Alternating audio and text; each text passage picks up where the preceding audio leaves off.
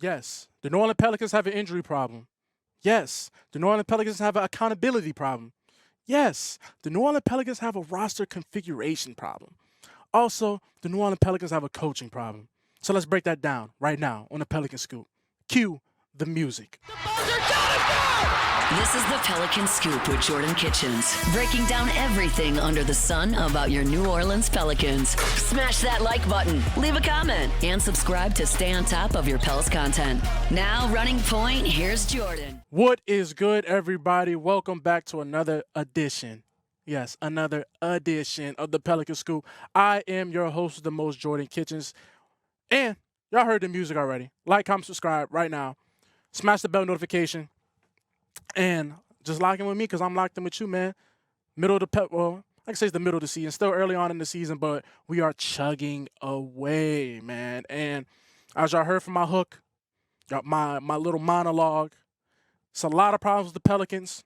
It's a lot of problems. But at the end of the day, the buck stops with only two people, David Griffin and Willie Green. David Griffin, your day will come. Trust me, I have a video for you. But today, we're just going to focus on Willie Green. It just goes to show just how inconsistent this team is right now. Granted, people, I get it. We're hurt. But at the end of the day, it's hard to keep using that as an excuse, man, because it's not like you're getting blown out. You're in every game. Right? So Friday night, you come off an emphatic win against the Denver Nuggets, a much-needed win, a win. We won that game. I wanted to drop a video so bad, but I knew they played the Lakers on Saturday. So I'm like, I don't want a victory lap on beating the Nuggets because you got to play LeBron and the boys coming to the blender. I'm going to hold out. So I didn't drop a video on the win because I was ecstatic, guys. I wanted to, but I had to let it play out, and it played out, right? So, yes, good win against the Nuggets. Much needed win. No Jokic, though. So, but that doesn't matter because you want to say no Jokic, there's no a million people on the Pelicans. So I'm not gonna get onto that because we want to talk about players being out. Okay, right. Great win, but then you followed up with an absolute coaching disaster. A coaching disaster against the Lakers, man. And to keep it short and sweet, to be a thousand with everybody, JJ Redick just outcoached Willie Green. Simple as that. Right, the Pelicans were leading at half. That's why I can't keep playing the injury excuse game because at the end of the day, it's not like the final outcome of the game. Yes, this team could be a little bit more talented. Your talented guys are not playing. Granted, and you're going against two all-time greats, LeBron and Anthony Davis. Like, regardless how everybody wants to feel about them, they're two all-time greats. So going against two all-time greats. But just the blunders down the stretch again. It's shades of the Brooklyn game all over again. It's literally the same exact scenario. You're at home, you're winning. It's like a couple minutes left in the game, and then just the whole team just takes a straight dookie on the court, grab a mop, and just like just doing that. Like nobody wants to play basketball anymore. Nobody wants to play basketball anymore. And that falls on why I said it's a coaching problem. Willie Green. Same thing with the Nets game. That trade possession. I think I put the clip in the video that I made about the Nets game, but that last trade possession, when he's sitting there, you have timeouts. Call the timeout, man. Let's get a play ran. No, you let Trey dribble the air out the ball, take a contested, like he lost it going up for the shot. Just throwing up a prayer, right? Misses. Brooklyn gets the ball, come down, shoots a three, I think, Cam Thomas, somebody, already got fouled, and whatever. Regardless of the fact, Brooklyn ends up winning that game. Basically, the same thing happened in the Lakers game. The same thing, Willie, was in another situation where he could have called a timeout, right? Matter of fact, I'll do you guys one better. I'm about to go grab that play. Dalton's one where the help guy has to come in. He's the free shooter. Three in the lead. Not bad. 80. Clean the glass. So it was a little different from the Nets game because the Nets one, you were up. The Lakers one, you're down 1 point. You're down 1 point, you still have timeouts. B.I. take a contested three, brick, Lakers come down, hit a three, ball game. LeBron hits a three, hits the silencer on you, ball game. Willie, You cannot take the timeouts home, man. But it's not even about the timeouts, guys. It's about the fourth quarter blunders. This has been happening for years. This is not a one sample size season thing. This is Willie's whole tenure here. It's just down the stretch, the team loses everything. They go from actually functioning humans to humans with gerbils in their brains, just running around the court, 6'7", gangly, walking around, and don't know what the hell they're doing. And Willie's not even helping them, help put them in a better position. Call a timeout. Draw a play up. Get your Brandon Ingram's cooking. Get him a better look than that. You know, you're the head coach, bro. You know you do control these things, though. But you wouldn't expect that, right? And just, you know, JJ Redick is just fiery. You know, JJ Redick he don't give a damn. He'll get a tech. You know, Willie, it's like pulling teeth to get him to try and show. Well, Willie shows the emotion every now and then, but you really got to kick him for real to like get him going. But that's not to sit there and say just because Willie's not a fiery personality, that doesn't mean he can't be a good head coach. Like, there's still chill personality head coaches and whatnot that get the job done. But Willie is not getting the job done, right? Here's a crazy stat for you guys. Last season for the New Orleans Pelicans, they were 0-26 when beginning the fourth quarter with any size deficit. So basically, if the Pelicans were going to the fourth quarter down, they were losing that game 100%. They went 0-26 last year. What's going to change? What's different about that to now? It's not much at all. By the way, the Portland Trailblazers on a 3-game win streak right now. So, go show it's coaching. Granted, yes, they're healthy, but Portland's nowhere near as talented as the Pelicans. And Portland smacked the Pelicans. Portland then ends up getting 45 put on them. 45 put on by the Memphis Grizzlies G League team, basically. Not on a 3-game win streak, right? Just a little consistency. Like, there's no consistency with anything this team does, especially down the stretch. It's like the fourth quarter. It's like the Pelicans play. I ain't gonna just say the fourth quarter. The third quarters have been horrendous too, right? So it's just the second half. It's like there's no adjustments. It's like, yep, we're just gonna keep doing what we're doing. And you know, at a certain point, Willie, that's not gonna work. Y'all can watch any Willie Green post game interview or whatnot. He's gonna say the same thing. You know, you gotta play with effort and force and give him credit. You know, I can sit here and tell you guys what he's going to say. That's not good, man. I'm just saying the same thing. You're a broken record, like Dennis Allen. You're a broken record. Keep chopping. Chop your ass out of the city. That's what happened. You want to keep chopping, Dennis? Got chopped right out the city. So Willie, play with four. At a certain point, man, it's the NBA, dog. It's the NBA. Everybody's playing with effort and force and whatnot, bro. Like, everybody's good. It's not high school, college, you know, college ball, like people on different skill levels and whatnot. Like, no, these are the best of the best. So at a certain point, you need to actually have a little bit of one of these to get the job done, like what JJ Redick does.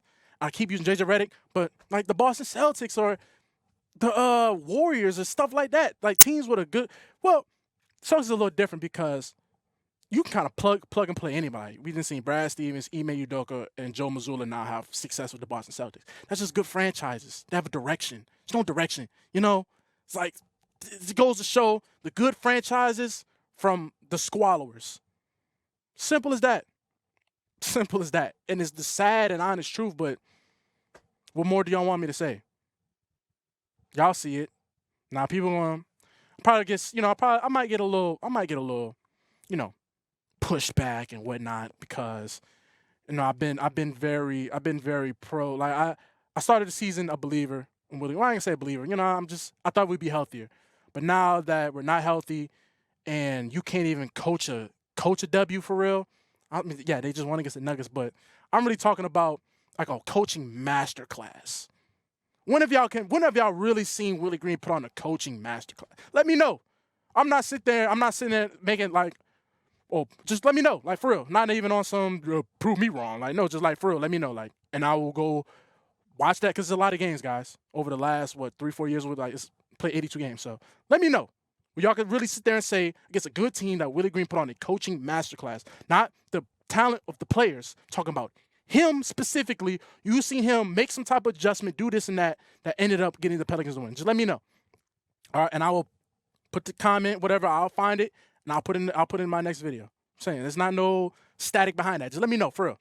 So it's like we're just not really getting anything from him. We're not going to get anything from the players. You're not going to get anything from your head coach. What are we doing? But if your head coach cannot elevate your squad in any type of way, why still have him?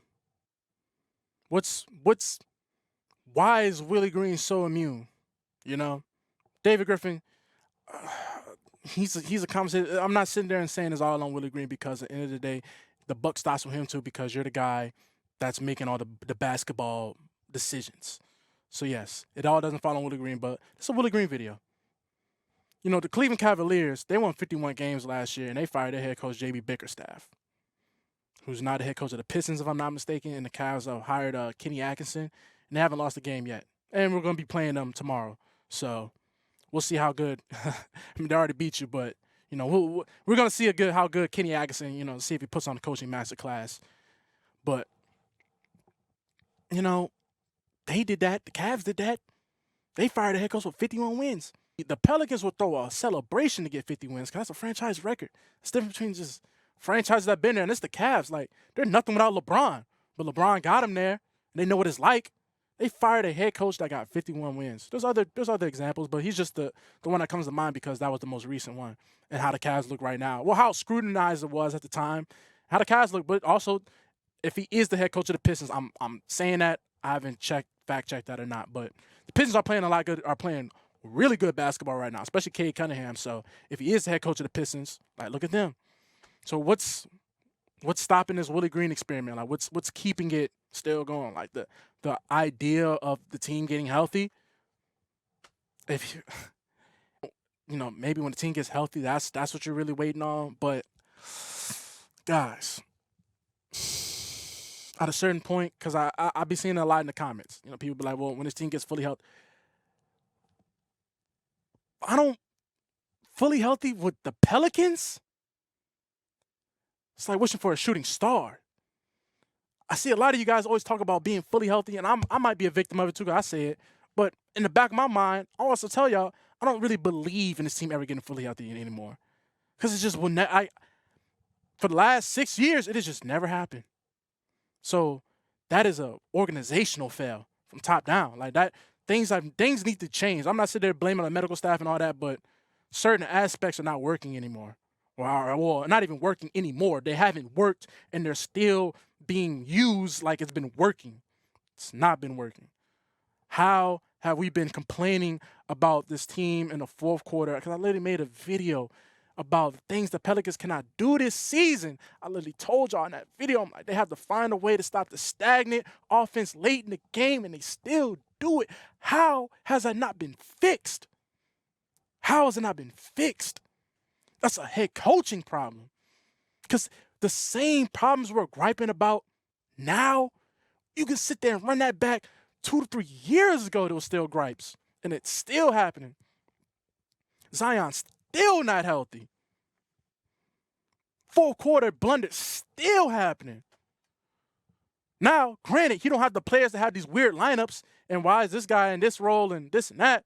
You know, we haven't got to that point yet because they've been so depleted. Why is this guy's going to get healthy? You're going to be like, Willie, why is this? Like, they just called up Carlo, who I was huge on the whole offseason. I'm telling you about it. Yeah, this guy's coming. It's this European guy. He's been on Squadron. He balls.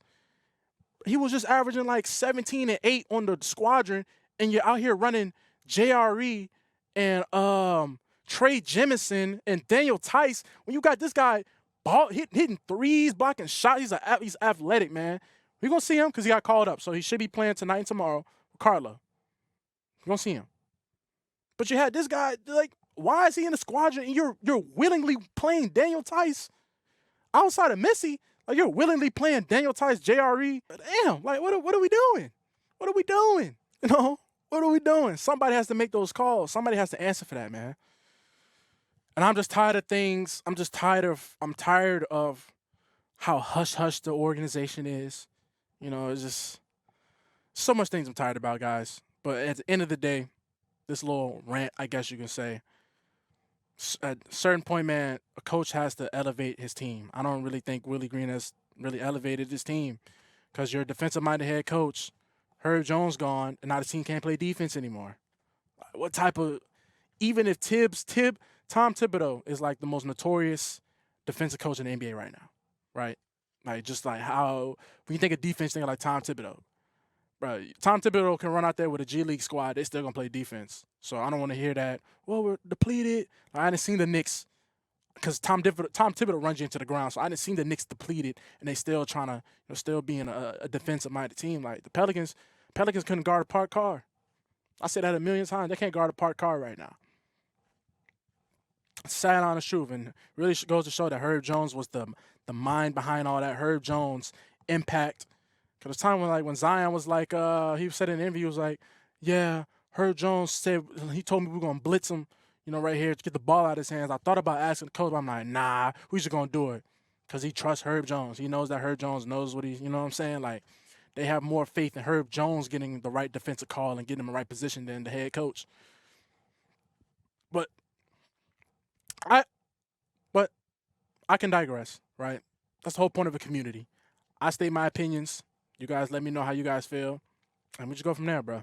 So, how do you guys feel about Willie Green right now? Do you guys think that he has a future with this team?